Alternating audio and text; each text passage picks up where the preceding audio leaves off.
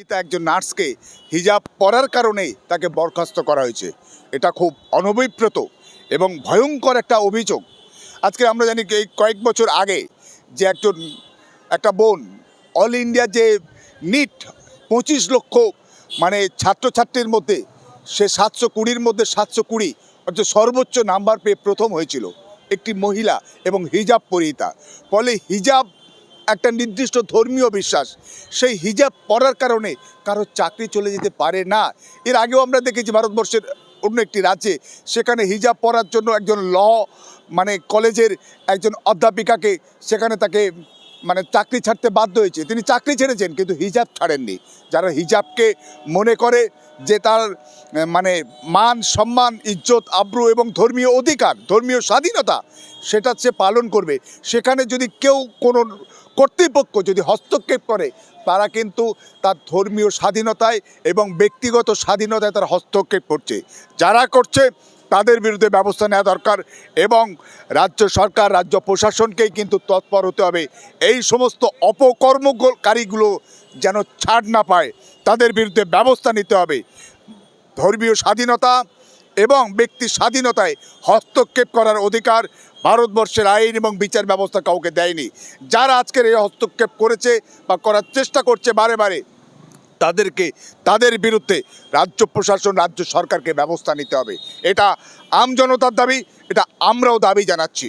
হসপিটালের কর্মকর্তারা বলছে যে যারা হসপিটালে যারা ভর্তি হয় তাদের মোটামুটি একটা নিরাপত্তার অভাব বোধ করবে হিজাব করলে, সেই কারণেই আসলে আজকে যদি একজন পাঞ্জাবি সে যদি মাথায় পাকড়ি পরে, হাতে বালা পরে, তাহলে কি তাকে কি বরখাস্ত করা হবে?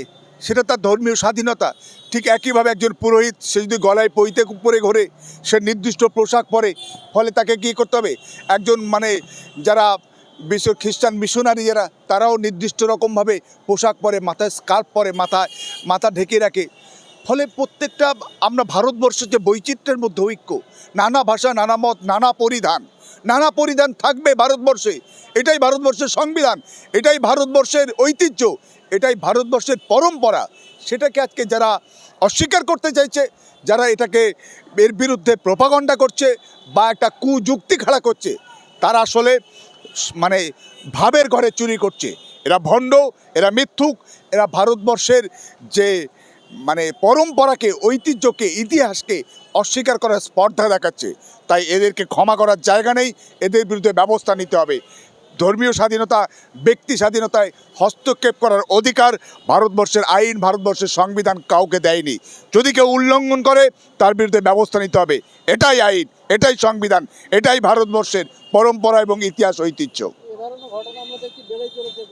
কিছুদিন আগে আমরা দেখেছিলাম নিউজ বলেছিল যে এটা পশ্চিমবঙ্গ, এটা ভারত, এখানে হিজাব পরা চলবে। এটা পশ্চিমবঙ্গ, এটা ভারতবর্ষ। হ্যাঁ, এটা পশ্চিমবঙ্গ, এটা ভারতবর্ষ। এখানে এখনও পর্যন্ত ভারতবর্ষের সংবিধান আছে।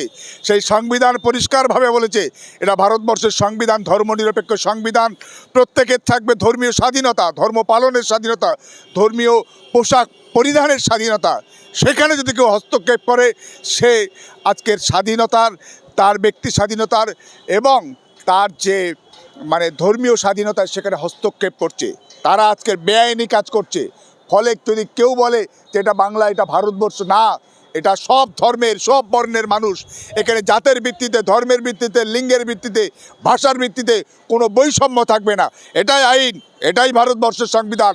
ওই সমস্ত ভণ্ড, ওই সমস্ত সাম্প্রদায়িক, ওই সমস্ত বিভেদকামী শক্তির মনে রাখা দরকার যে তারা যদি মনে করে যে ভারতবর্ষ হিন্দু রাষ্ট্র হয়ে গেছে, না, এখনও হয়নি। এখনও ভারতবর্ষের বাবা সাহেব আম্বেদকর প্রণীত সংবিধান এখনও লাগু আছে, কার্যকরী আছে। ফলে তারা তাদের মতো করে দেশ চালাবে। আরএসএস বিজেপির মনুবাদ বা মনুসংহিতার আদলে তারা সমাজকে পরিচালনা করবে, সেটা তারা স্বপ্ন দেখতে পারে, কিন্তু ভারতবর্ষের আমজনতা সেটা সাকার হতে দেয়নি এবং ভবিষ্যতেও দেবে না। তাদের স্বপ্নই থেকে যাবে। ভারতবর্ষ ধর্মনিরপেক্ষ ছিল, ধর্মনিরপেক্ষ আছে এবং ধর্মনিরপেক্ষ থাকবে।